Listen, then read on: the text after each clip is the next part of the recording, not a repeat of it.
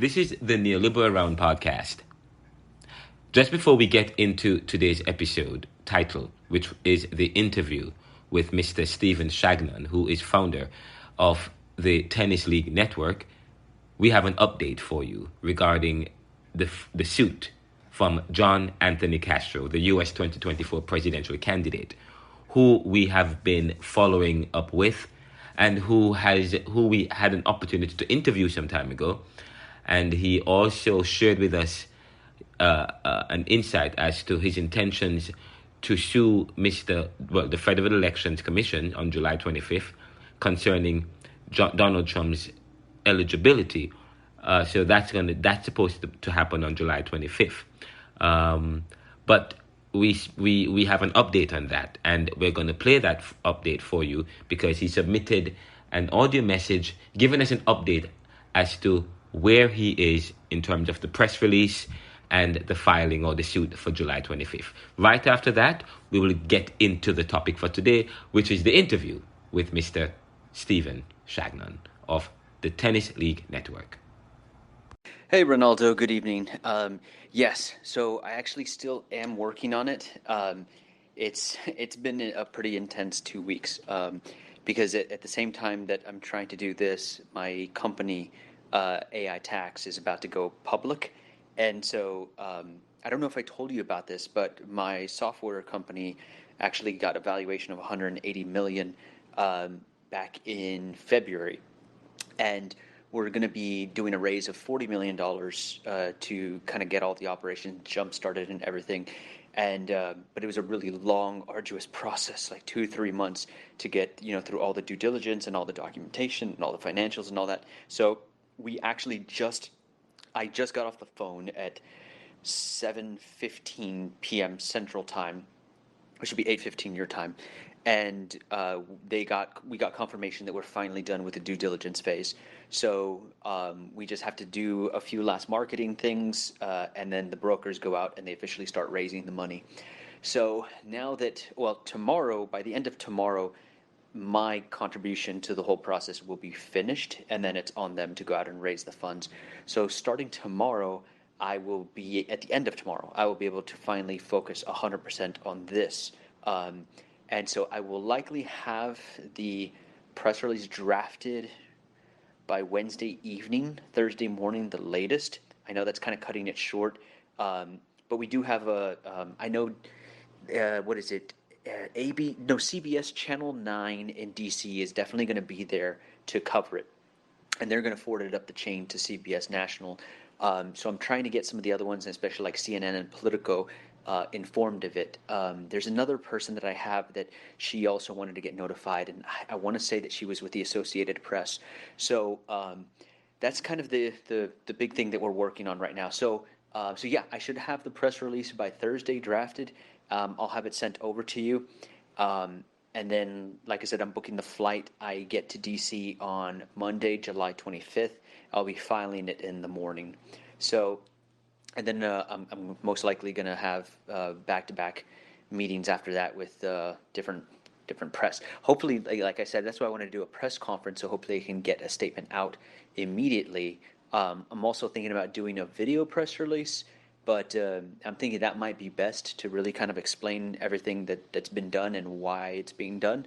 But yeah, just wanted to give you a comprehensive update on kind of where everything's at. But yeah, I mean, as you can imagine, business comes first, so I had to do that because the goal is that I actually want to sell a good chunk of the company. I would say probably 20-30% next fall.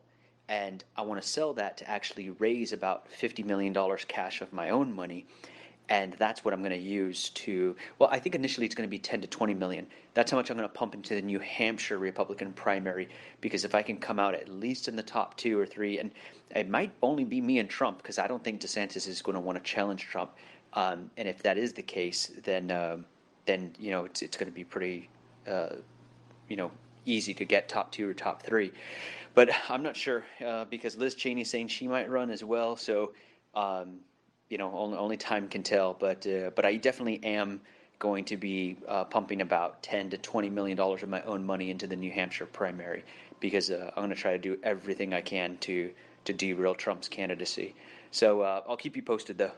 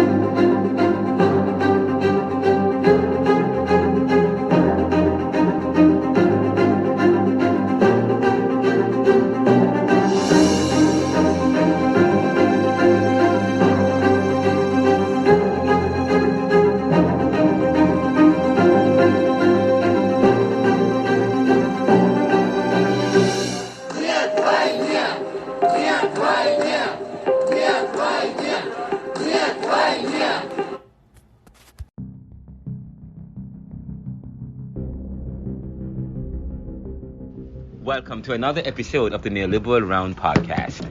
Today is the interview with Steve Chagnon. Steve Chagnon is the founder of the Tennis League Network, which he will tell you is celebrating 17 years this year. And of course, Tennis League Network is in over 44 cities in the United States of America. But just before we get into that, I just want, for those of us who are unaware, the Neoliberal Round is 1 year, Sunday, July 17th. And we are giving back to the community by raising awareness about a sport that has the potential to re-establish and strengthen community. That is what Steve Chagnon and the Tennis League Network, that is located in major cities in the US, is all about, as they engender engagement and networking at the community level while popularizing the sport and providing opportunities for tennis players and interests to get together to play at the non-professional levels. We here at the Neoliberal Round podcast and the Neoliberal Corporation are working to do our part in promoting and developing tennis by facilitating awareness and providing free tennis rackets to children and young people in communities such as Philadelphia, where rackets are very expensive and tennis is seen as a white privileged sport. But it is not. We have been going to basketball courts to demonstrate tennis visibly among these groups so that they can become interested, aware, and motivated to want to play. And we also give rackets to these interests free of cost, who eventually begin learning to play the game or the sport. But we need your help to do so, and have given out over 100 rackets already that we have restrung and regripped for prospects we meet in these communities at parks. We discussed this with Steve, who indicated during the interview that he will donate some rackets to our efforts. Now, the interview with Steve was about 1 hour long, and we learned his motivation for starting the Tennis League Network, which is running in 44 cities. We're talking about Boston, Philadelphia, LA, New York, DC, and so on. He stated that the Tennis League Network is celebrating 17 years and is about to begin its Summer Flex League, a tournament in several cities, beginning July 20th. There is also the Fall League, which will begin in September. The winners and top players will square off in Miami in December. In the interview, Steve stated that he does not get any support from the USTA, the United States Tennis Association, and that they have a different idea about tennis and how to develop the sport, which is not necessarily ideal or working. Steve explained that while the women are doing well, men's tennis in the US needs help, as there has not been much top players from the US in recent times. However, he stated that the USTA tennis the USTA's team tennis is effective in developing tennis and developing competitors who can compete and win, but that more can be done at the community levels, and that programs like the Tennis League Network can be supported in a more effective way by the USTA, which may help to boost awareness among younger people and rediscovering its growth and popularity, which has lapsed or slowed over the years.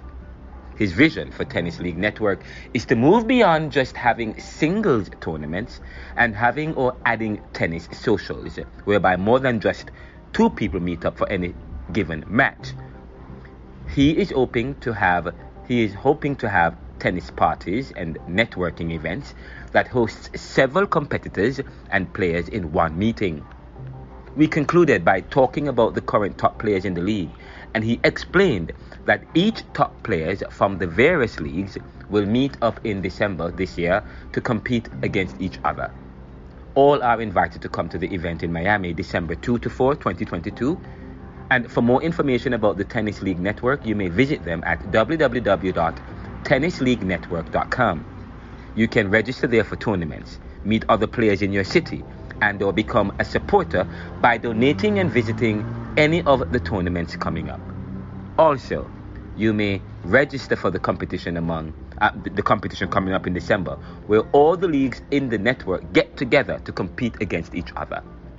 The Neoliberal Round and the Neoliberal Corporation will cover some of these events when we can, and will join Steve and the league to promote tennis by sharing opportunities like these and doing a tennis racket drive. So, if you have tennis rackets that you're not using, please donate them to us, whether they are in good condition or bad condition, whether they need grip or whether they need strings. Send them to us, and we will regrip them and recondition them and donate them to individuals and young people in communities. This is the Neoliberal Round podcast. Coming up next is the interview with Steve Chagnon, which was quite amazing, quite informative. We'll be right back after this.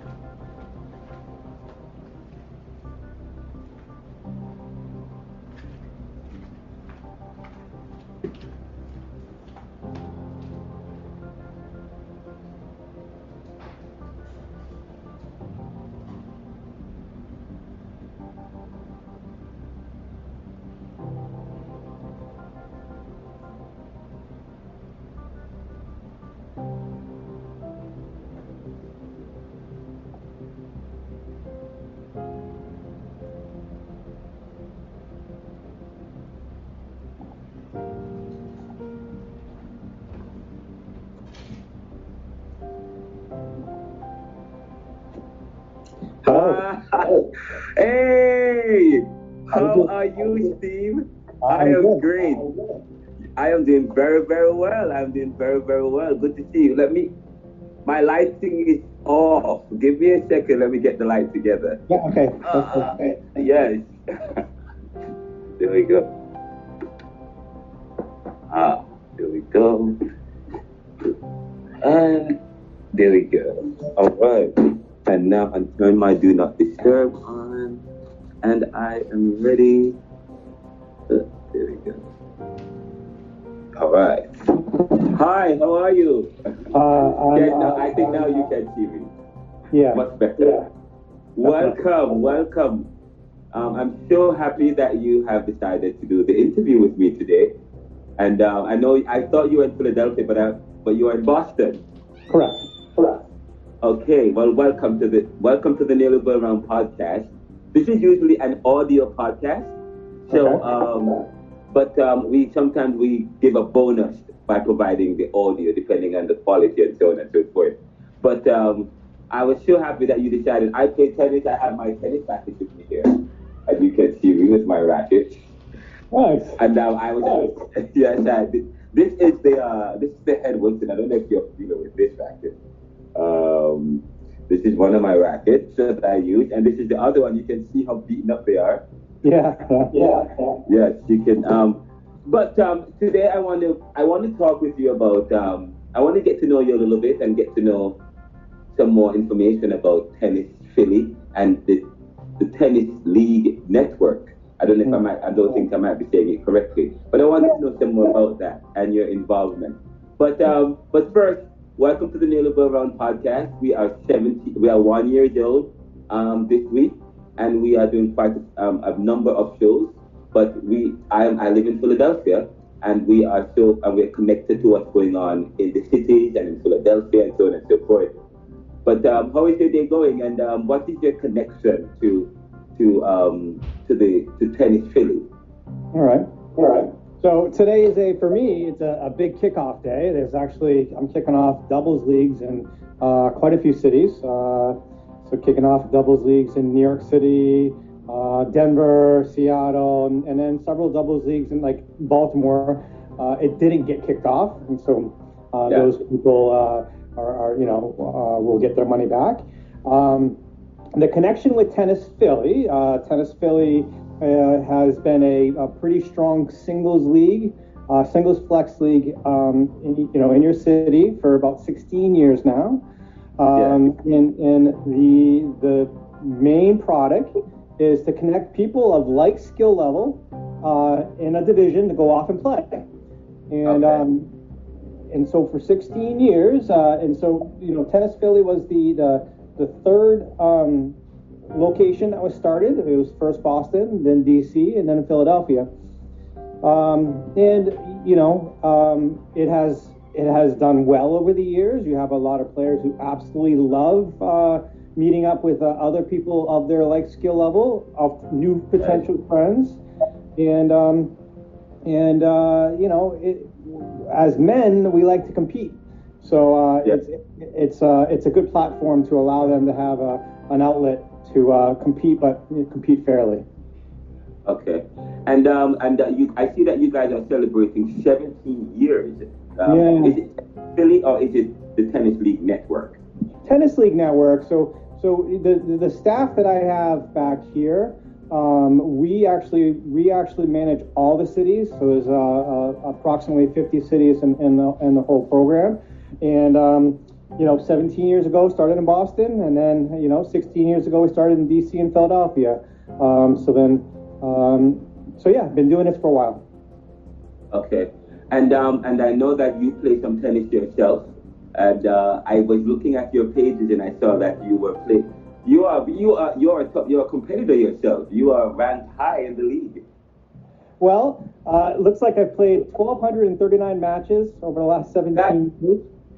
So, games. And you're a young man. My body's still mostly together, which is pretty good. I actually am not the most active player in my league anymore. There's a couple players out in Los Angeles who have pristine tennis weather. They are able to play 12 months a year. They passed me, and they're not looking back. So. Okay, and so what's your ranking? I think you have some kind of ranking. I think I saw it. You're ranked number 2 now. Somebody's number 1 now. I'm only a 3-5 level player. That's all I am. I'm just a 3-5 level player who loves to get out there and loves to hit hard, but sometimes makes way too many errors.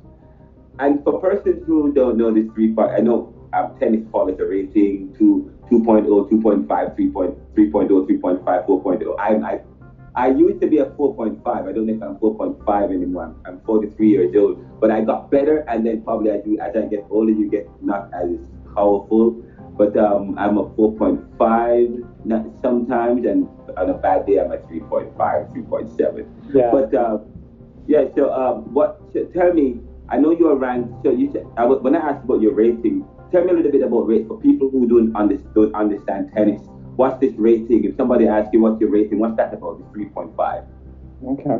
So I'll always give it in reference to my program, this program that's being run. And a lot of people who find the various local leagues are a little bit new to tennis. Not all of them, there's some 4 or 5 level players that come on board and know how things are run. And if the city that is running is big enough, they'll have a community that they can connect with.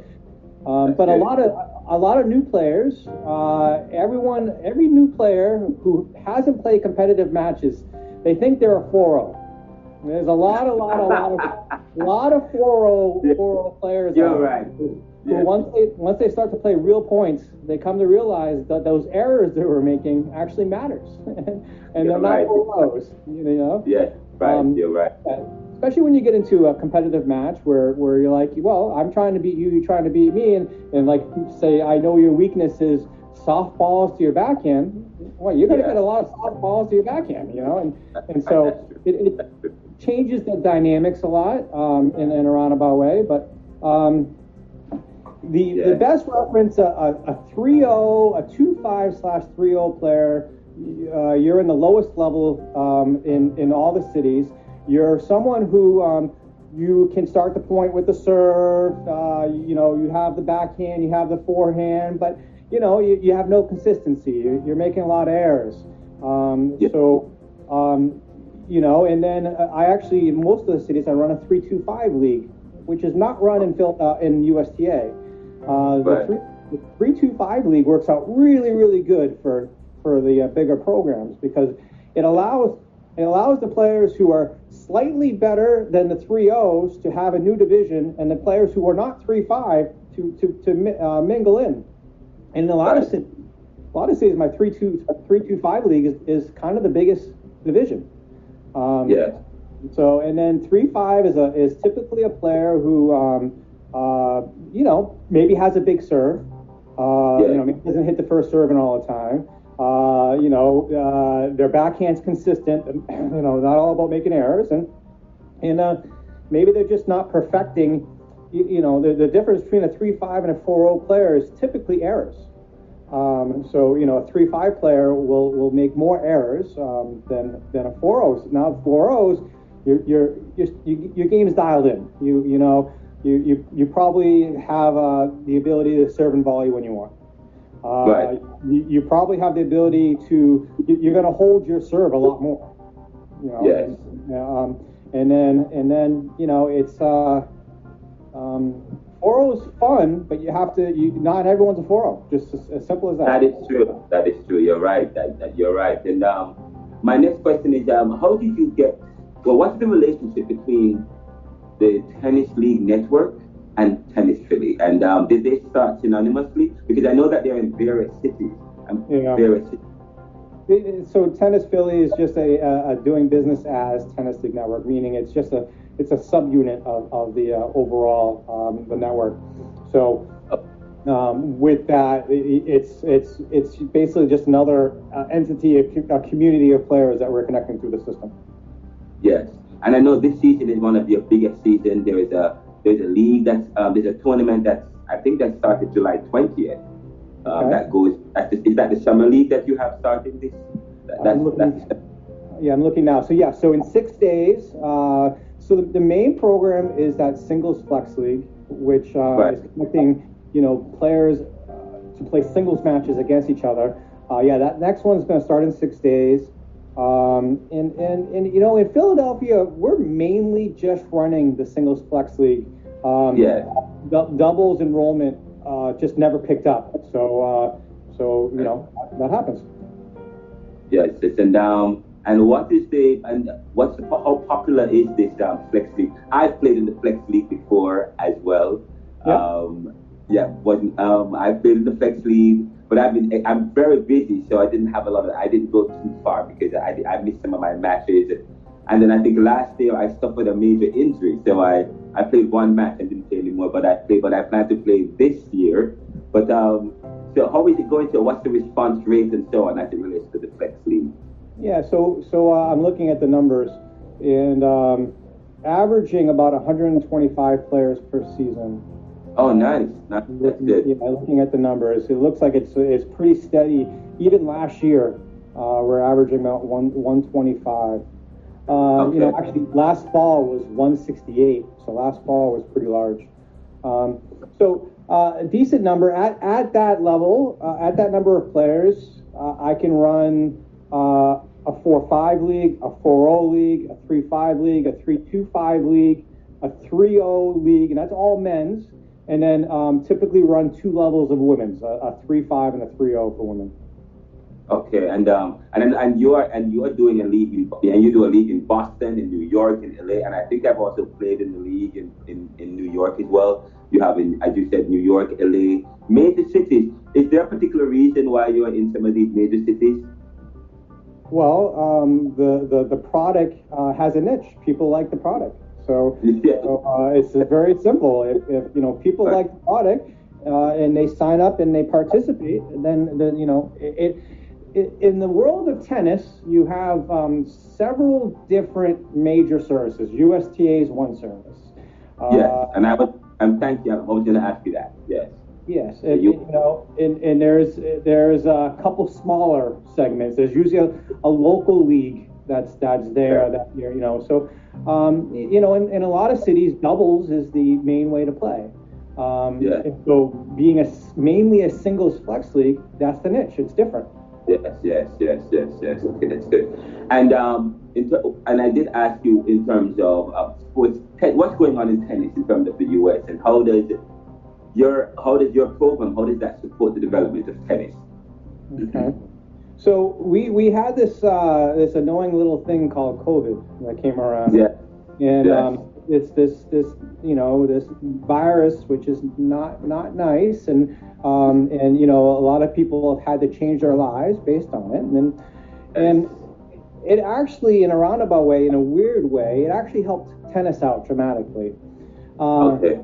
Before COVID, tennis you could almost consider it was slightly a dying sport. And what I mean by that is participation had just been steadily going down for 20 plus years. You can almost say back to the McEnroe and Connors and Sampras days and Agassi days. That was kind of the high point of tennis.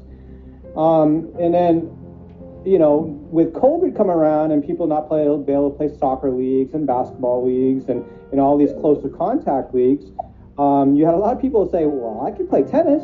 I'm on either side of the net. We're further away. And so tennis in America has really, really grown dramatically since COVID. And in all racket sports, actually. Pickleball is now, in a lot of locations, pickleball is legit. Yes. So how does it help U.S. tennis? You have a lot of people now that have come back to the sport. A lot of people who maybe played it in high school and maybe played it a little bit in college and played it as a kid, but then put it away for all these years, and now they've come back. And I've had lots of players write the most wonderful thing, saying, "I'm so happy I came back to tennis." Yes. This sport is excellent, and it's a great sport, especially that as you get older, playing basketball, your ankles or knees or pulling fingers, and so luckily with tennis, our skills have gone down a bit, but we can still play well. Just cross train a little bit more and play a couple of matches, and you can get out there and play well. So it's a tremendous sport, and I'm happy that's how we're talking. and you get to meet so many different people, get to connect with different people. And yes, I actually play. Sometimes I go by Albury in Germantown, and there's a 78-year-old gentleman that plays, and I am just amazed. And he practices his serve every morning, and it's quite powerful. Yeah. You know, and I just talk about basketball. So I was trying. I mean, it's a little. I was trying to actually do this broadcast or this podcast at the basketball court, which is at the top of my block here in Germantown. I live in Germantown, and there is a park, and they have a huge park, beautiful park. And one great thing about Philadelphia, and especially Germantown, is parks are everywhere. But some of the communities only have basketball courts, and so I go to the basketball court and with my racket and I play and I hit on the wall. You know. And so, but I noticed that when I play, the kids, they come and they look, and I live where I live it's a mixed demographics. But I noticed that, and I play at the basketball court. I hit on the back. Maybe it's an abuse using tennis. I go onto the basketball court and I hit on the wall, but people, the boys that play, go to the next side, and then they would stop and watch, and then I realized this is doing something for basketball for tennis too. The young people are coming, the parents are coming, the children are coming. Say, hey, whoa, you play tennis? That's interesting. African Americans play tennis. I said, yes, we do. So, but I realized that as they come, as they watch me play. So what I start doing now, they become so interested. So I bring extra rackets, like giving them rackets. Now I only have about 4 rackets in my arsenal. But people are, so as a way, I'm exposing tennis. So sometimes I really go to the tennis court, but I deliberately go to the basketball court by the park to hit, so that to expose people to tennis. And I give out rackets. But I mean, on the same note, if you look at Serena and Venus, yeah, and if people can open their eyes, they've really helped in Arthur Ashe, obviously, but they help to show people that you don't have to be any one ethnicity to play the sport. Yeah. It's a very athletic sport, so you know that actually should be fun for anyone because of the fact that it's just what you need to do sometimes to win the point. Yes. And look at people like what's his name again that just played against. He brings basketball to the sport. Kyrgios, in a sense. Kyrgios brings basketball to the. But so I was going to ask you that question in terms of the demographics, in terms of what is the response rate in terms of, do you find a lot of African Americans and Latinos getting involved in the sport and playing and so on? And what's their activity or response rate with the program and so on? So I can only guess because I don't ask players what their ethnicity, but you can see with naming conventions and everything. There is a lot of people from India, a lot of Indians, a lot of Southeast Asians who like to play tennis. There is, listen, in each city there is more than enough African Americans that are participating in the program, and when I run a national championship in Miami. Players come in from all over the country for that, and I see the cross section of the players coming in. So tennis, I guess there is maybe a general idea that it's maybe a more affluent sport, but it's not really. You need sneakers, a racket, and some balls. It's and you need a town or a city that actually has enough viable good courts. Not every city is keeping up the tennis courts all that great. So that matters. Yeah, that is true. And the rackets are, you can go to Walmart and get a $10 racket, or you can get a $250 racket like this one. Which actually I gave away some of them, but you did. But yes, I've been giving away my rackets, and I'm going to be starting a program where I invite people to give me their own rackets, and then I go to these neighborhoods and I give tennis rackets away for free to these and balls. And in a sense, the parents come back to me and say, "Hey, now they are interested in tennis, But So maybe I'm going to ship you a couple of rackets. I'm going to get your address and ship you a couple of rackets, okay? Yes, thank you, and I will let you know my address, and that would be great. That would be great. Thank you so much. And a couple more questions. Three more. How did you get started with this? Because this is amazing. You are in all these cities, and you know that you have a lot of persons who have participated in tennis. The program is good. I mean, we had COVID, which affected the program, but you're reaching a lot of people. I've gotten persons to sign up for your program as well. I mean, how did you start, and how difficult was it? And what were some of your challenges, and how were you able to, have the kind of success you're having now?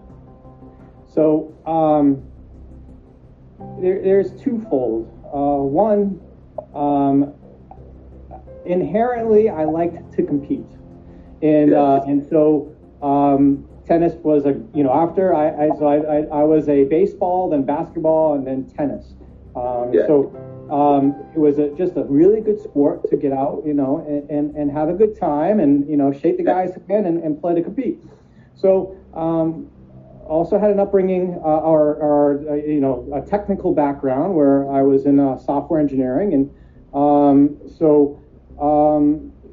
through a Boston program came the idea that what we were doing there, if I brought it to the internet, it had a potential chance to do something. So, 17 years ago, being a younger guy, you just went off and hustled and tried to talk to everyone and go to all the locations, including all the tennis clubs, and say, hey, I got this great program. If your players get into it, we're gonna, we can get, the tennis club court revenue. And then we can get players out in the courts playing matches. So, at that point in time, I guess you had the opportunity where, I was willing to put a lot of the extra work in, and it was, in the early years, like any small business, the beginning's hard. It's not easy. Who's going to join some website and they're claiming that they're going to connect you and you can play tennis on it. And so, also that would be 2004. So, a little bit, internet's been around by a while since that time, but it was still kind of like, what do you trust? Right. So, the second year is when I went to open up Washington and DC. I had noticed some success in Boston actually getting things together. And so, once again, be a younger gentleman with a lot of energy. And I went to Washington, D.C., and I went to Philadelphia. And a lot of the same things I did in Boston, I did there. And I did it multiple times. I remember the first year, I probably flew into D.C. at least 4 times. And then I definitely flew into Philadelphia a couple times. And so, what happens, now you have 17 years later, there's a bit of credibility that's been there. There's a bit of longevity that if you look at the websites, you can see that it's an active community.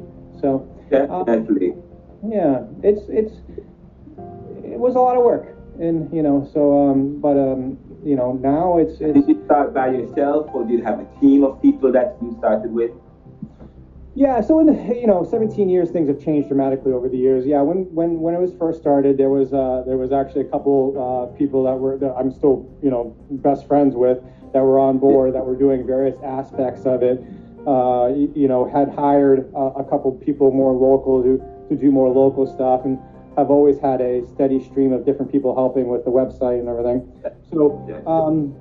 In the end, as the years move on, a lot of people were paid off, and the business now is more streamlined, and it was it's not a humongous human intervention program, but it doesn't run by itself. So I'll tell you that much.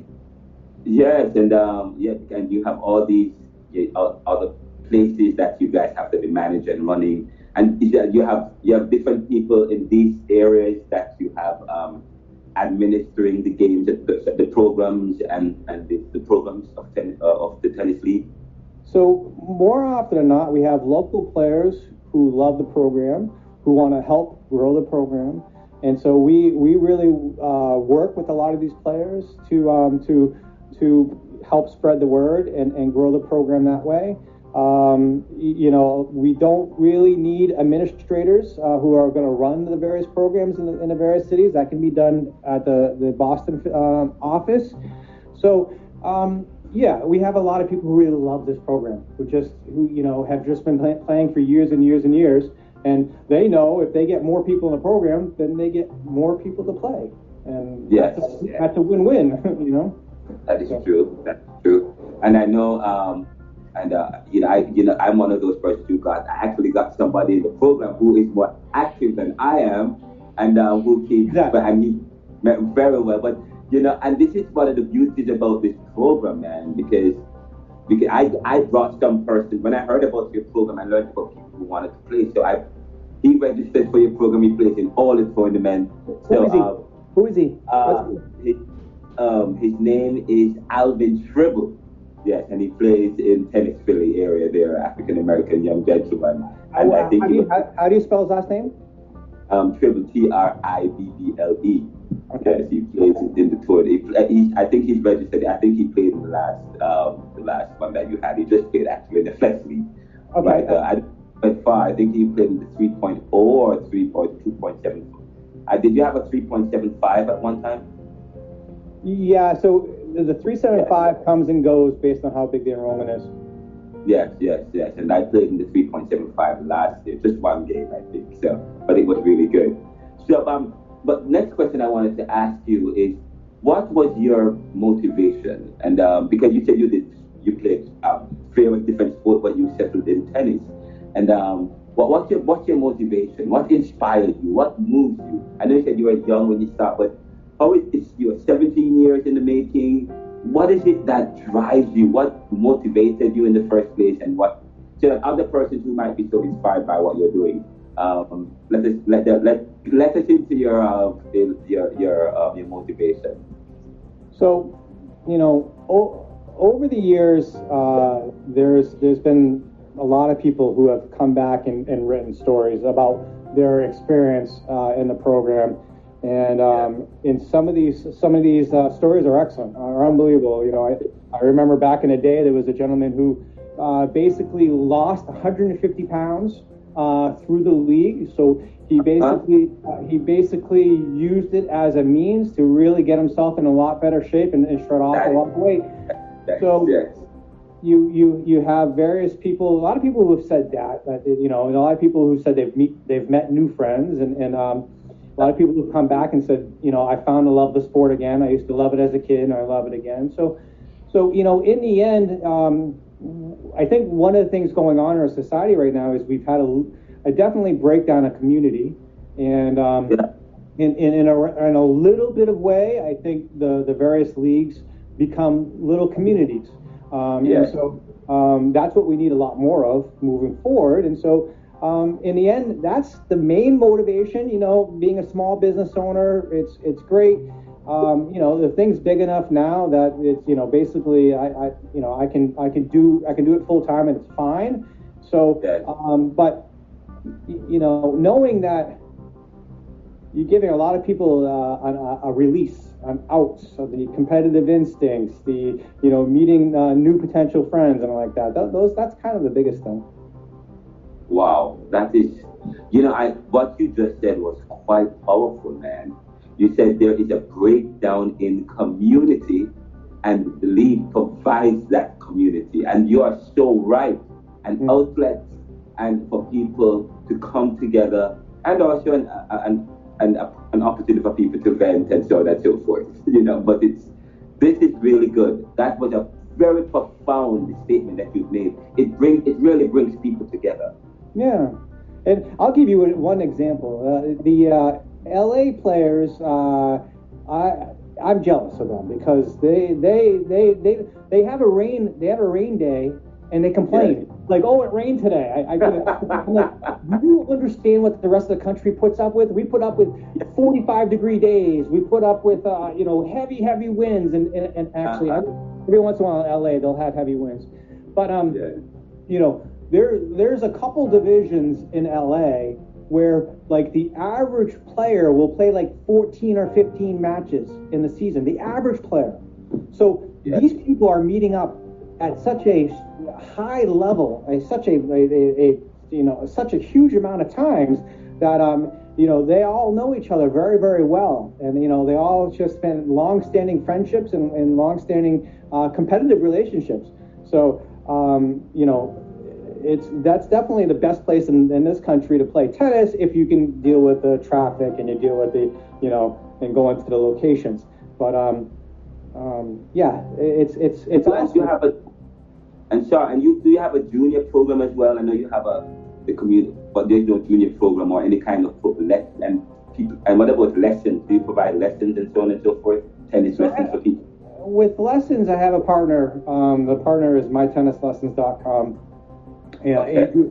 Andrew Marcus over there is the CEO of the business, and his team is doing a tremendous job getting players connected with instructors. I stay out of lessons because of the fact it becomes too people intensive, and that's not the philosophy of the program. So, right. And what was the other question you asked? You asked one before that. Well, I'd asked if you have a junior program. A little bit of the same answer. With the juniors, we've had over the years several inquiries. Why don't you get a juniors? You know what? The juniors' parents are not worth it. Yes. those parents are they're very demanding, and it's just a program that I haven't decided to dive into. I know here in Boston, the juniors program is across most of Metro Boston is mostly non-existent. So, but Boston's a hard place to play higher level tennis. It's not a program that's the amount of work to put into it. It's not worth it. But everyone out there should try, because I know there is a market.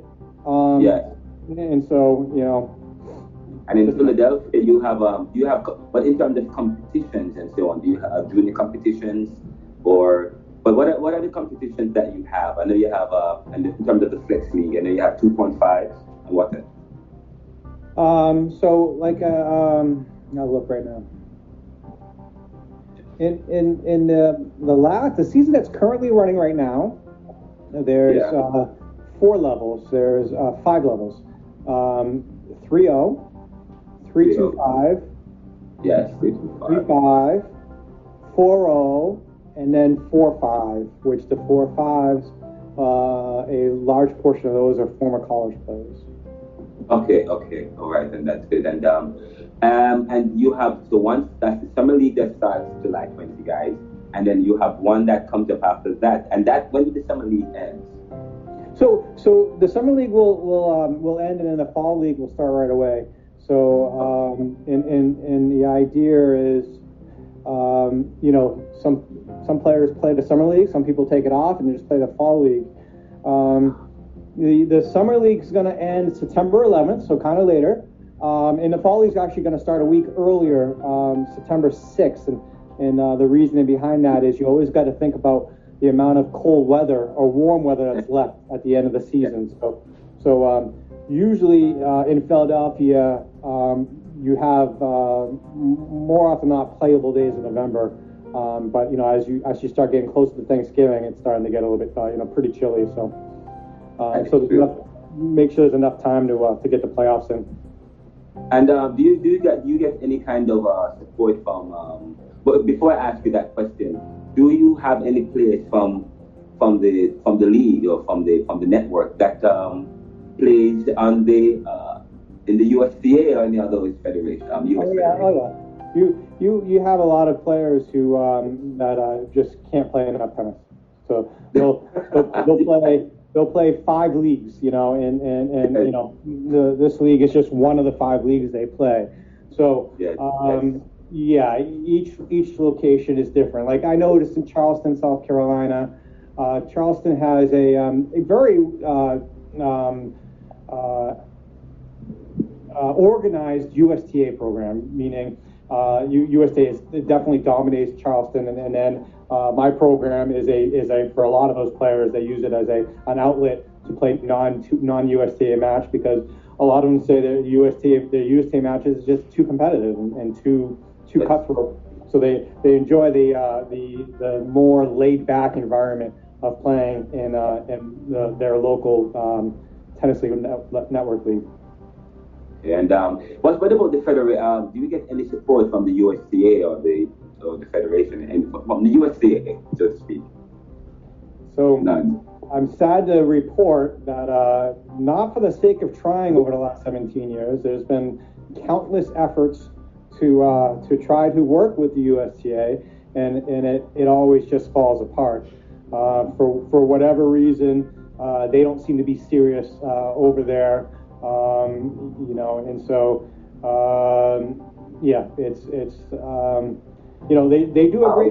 they do a tremendous job with team tennis. They do a tremendous job with the U.S. Open. I think they mean well with a lot of things they do, but they've also over the years there's been a lot of sour relationships come from them. So. Yes, and wow, and I didn't really, my relationship in terms of competitive tennis started with tennis with you guys. So, and many people associate tennis with sometimes in the communities here with, if you don't play tennis or if you have a lot of experience with tennis or you're very green around the edges, you know about USA, but mostly a lot of my friends know about your program, tennis Philly, and so on, both in Philadelphia area. So, I think the biggest difference between Tennis Philly and USTA that has always been a key differentiator is that my programs, the local programs that I run, they're all super easy to join. You don't have to. You have to reach some kind of qualification. You don't have to reach out to some captain. You don't have to try to beg to get onto a team. You just basically. We try to discourage beginners from joining the league, because that's not a good experience for usually both players. But it's the 17 years ago I knew one thing, that it make the program easy to join, and so that's been something that's always stayed as a aspect of the business. You cut out the bureaucracy. Yeah. Cut out the bureaucracy. and that is good. That is good. A lot of people don't like the bureaucracy. And in terms of your funding, how are you able to survive having this because this program is expensive, I'm quite sure. How do you get going? How do you survive? So run this thing for 17 years, have come to a point of realizing to keep expenses in line with what the business is. And so, sadly, indifferent to our government, you can't spend more than you make. That's just the facts of it, Yes. So, since day one, this business has never, ever taken a loan, and has always worked on from the revenue coming in from the players. And that's the way it's always going to be. It's just, you got to make sure that you're running a healthy, viable business that can survive downturns, and it should be that. And I just have one or two more questions.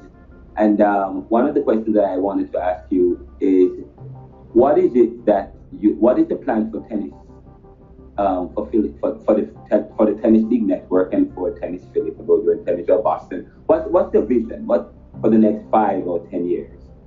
Well, I think the fun vision to add is and it would take some more human intervention to go ahead and do it, is to take the whole community idea to another level. And I didn't really adopt it this year, but the game plan moving forward, and it would probably be tried out in Boston and DC first, but to really start running a bunch of different kind of classes / group meetups you know, like weekend, like a Saturday tournament where you have a bunch of people going to a certain location at a certain time and playing a certain format. So basically, instead of just getting it to where 2 people are meeting up, getting it to where 20 people are meeting up. Oh wow! Yeah, that's the longer term vision, but you know, there's a couple of things that need to happen at the home office before that can go ahead and start to implement. But to me, that's, you know, community. Like I'll go back to upon the statement again. I think our society needs a lot more community, and I think this program, if implemented, has an opportunity to do that. That is, you are so right. You know, that's one of the things I love about the program. You talk about diversity, because you know you have people from all ethnicities, all races, all from different countries.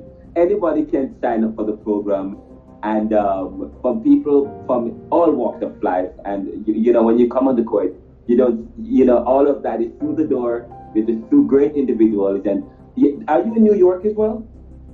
Yeah. So New York City is one of the largest operations, just mainly because of the fact that there's so many New Yorkers there who want to play tennis.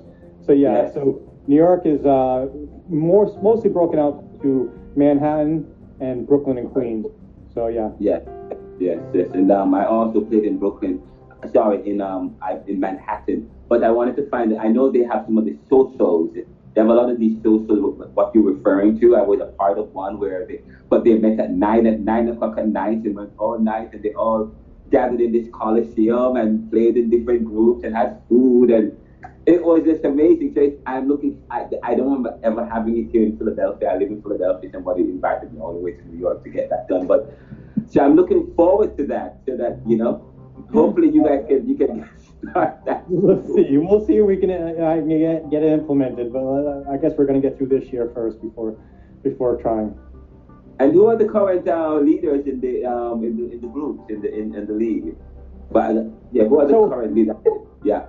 On each of the websites, there's a POTY page. And what that page stands for is Players of the Year. Okay, and so these players are obtaining points through playing matches, wins and losses, and also getting points for referring people to the program. It looks like currently in Philadelphia, you have Benjamin Fadosky, who's clearly in first place. I saw that. Yeah. So then the next 3 guys who are below him have obtained all those points just from match play. So, you know, Robert's gotten 253 points from just playing singles matches and playoff matches and everything. So this Player of the Year page, usually it becomes a little competition within a competition, because men like to compete, and it's cute. Sometimes how these play out. Like, I'll look at Los Angeles right now. So the number 1 player in Philadelphia has 379 points. Oh, that is good. Let's go to Los Angeles, and the number 1 player in Los Angeles has, actually not that much more. Only has 459 points. So that's actually very surprising that the top player is only like 80 points more. Yeah. That means Philadelphia is, you know, doing very, very well. That's good. And what about the any other? But the others are probably way ahead. What about Boston? What's the Player of the Year points? I love my Boston community. I've played so many of the players, and everyone is just awesome. Just such good people. The people that are troublemakers, they tend not to stick around, which is great, because, you know, if you can weed out the rotten apples, as they say, you're going to be left with a stronger tree. And actually, if I'm looking at the top 6 in in Boston, I've only played 2 of the top 6. So that's, you know, like the community is so healthy that there's a lot of players that I don't cross paths with, which is pretty impressive. This is good. This is good. So great. So even across cities, you have competition, people competing, or you can compete in terms of who has the most points. Hopefully, after this show, a lot more people in Philadelphia will start playing even much more matches so that we can outdo LA and Boston. Definitely try to play as much as possible before the dreaded winter comes again. Yes, yes. But it was a pleasure talking with you, and you are doing such an amazing work developing tennis, and it seems to be paying off a lot. Thank you. It's very kind. It is a labor of love. I do love to service this product, provide this product. Have like I said, some of the players write the nicest things. It's a nice program, and I very much appreciate the interview. Thank you very much. It was definitely. And by the way, the U.S. Open is coming up. Any ideas about what's going to happen for the U.S. Open? Well, there'll be a lot of people that attend and a lot of tennis played. Yes. We'll see. Go ahead. Djokovic won't be there. But I'll reserve comment on that one. Yes. And do you think what are your predictions? I mean, in terms of, do we have much Americans that's going to be participating in this year's U.S. Open? And we didn't do too well. We didn't do too well in Wimbledon. What about for the U.S. Open? Yeah, well, I mean, we have a couple of ladies who are always towards the top 10, and Coco Pop. Yeah, and it's they're always our greatest hope to get us close to the winning the finals. Sadly, the men are nowhere to be found. But in the end, it's going to be great tennis and probably a wild time. It's not a crowd or not a scene I like to be in, but I'll watch it. So. Yes, and definitely. But I'm in Philadelphia. You're in Boston. One of these days, we'll be able to play. I hope we get a chance to hit together. Let me know when you are down this side. I don't go to Philadelphia often, but I do go to DC still often. Okay. And maybe one year you'll actually qualify for the national tournament and you'll join me in Miami. And so it's at the same location as the where the Miami Open used to run. They used to run the Miami Open at the Crandon Park Tennis Center. And so my tournament is at Crandon Park Tennis Center, and it's an absolutely gorgeous location. Where is that? What's that? Where is that?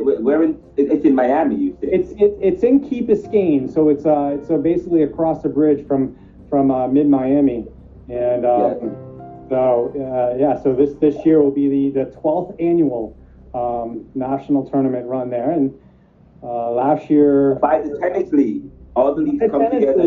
Yeah. Last year we had 92 players to attend, and this year opportunities for 95 to attend, and probably will hit it. I mean, people fly in from all over the country for it. Oh, wow. Okay, guys, for those of us who are hearing us, and anyone can come to the ground and watch the tournament. Yeah, but have perspective. It's the facility is large, and us 100 players, we are dwarfed by the facility. It's cute. It's but we do play matches on center stage and center court, and there'll be 20 to 25 people in the stands for a 2,000 person stand. So, but the players who play those matches will never forget that experience. And remind us again when it's going to be this year. Yeah, so it's always it's lately last several years. It's the first week in December. So this year it's going to be December 2nd to the 4th. That time of year, Miami's weather is beautiful. It's like beautiful. It's past the rainy season, so typically don't have to worry about the rain. You will have humid days where people melt down, but it's not always humid. So And the sun is still pretty direct. So us northern boys, we get affected by it a little bit more. But you just got to go there in shape. You just got to go there in shape. If you do that, just go in shape. Yeah, right. You're right. And I was at first. I'm in DC. I go to school in DC as well. Live in Philly. Go to school in DC as well. I'm in New York sometimes, but I'm also in Florida sometimes. So I just don't go as far. I don't go to Boston, which I guess I need to add that to my arsenal. One of my cities that I trod. If you come to Boston, bring your rackets and we'll play. Okay, you know what? My narrator, I told you that the narrator for my book, Neoliberalism, lives in Boston, and I'm supposed to be doing something with him soon. So I'll definitely let you know when I'm coming up to Boston. Wonderful. But you have any last? Go ahead. Just make sure you come before early October is about the latest you can come, and we can be bearable to play outside. Oh, because it's all the snow and the weather. It's not snow at that point in time. It's just chillier. Yes. Okay, nice. Well, thank you so much, and you have been such a great treat, a guest, a great, awesome person on the show. I reached out to you, and you decided, yes, I can do this. I'm so happy. This is a great program. I like to expose the positive community stuff that's happening, so that others can be aware of it and participate. So thank you so much. And hopefully I get a chance to talk with you some more soon. And one of these days I can have you back on the show. And one of the things we want to do as well, probably go maybe in December, come down in December, and hopefully maybe I could come down in December and maybe do some coverage for the podcast.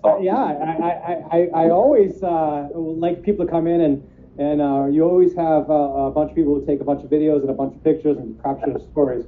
So, because there's a lot of great stories there. A couple of years ago, Bob Clark came in, 65-year-old gentleman from Hampton Roads, and he made it to the finals of the 325, and he's a 65-year-old, and he was competing with the kids, and he was beating the kids. And wow. Yeah, I've seen a lot of really, first of all, a lot of great people go to that tournament, and a lot of cool things have happened over the years. Oh, wow, that's great. That's a good story to end with. That's a good way to end. 65-year-old Bob comes in and dominates the young people. Actually, Bob reached out to me about a month ago, and he says, hey, how do I get back to the Miami tournament? And I told him, I said, well, you got to get 25 matches in this year. So I know he's been working towards playing 25 matches. So. All right, and that's what I need to do. Okay, I will play, but I need to get on board. I need to start playing some matches then. My goal is to get there, so I plan to do so starting as soon as possible. Get me your mailing address, and I'll a couple of the I have some spare rackets in the house that I'll send them out to you. Thank you so much. I appreciate that. So I appreciate you, and I hope you have and I'm going to text you my email address, and so that you have it, and my home address, and so on and so forth. You can send me those rackets. Thank you so much. And for those of us who are listening to the Neoliberal Round podcast, thank you so much. And this show is going to be available via Spotify, Stitcher, Google Podcasts, Amazon Music, the Alexa app, Anchor, and Radio Public if you're not in the U.S. And it's theneoliberal.com, which is my website, and RenaldoCMcKenzie.com. Remember, the Neoliberal Corporation, we are all about serving the world today to solve tomorrow's challenges. And what is communication? Communication is to make popular what was the monopoly, and that's our aim. And I hope that we have achieved that today by sharing Tennis League Tennis and this amazing gentleman with you, Steve Chagnon. Okay? Thank you. It was a pleasure. Yeah, man. Walk good. Take care. God bless. God bless you, and peace.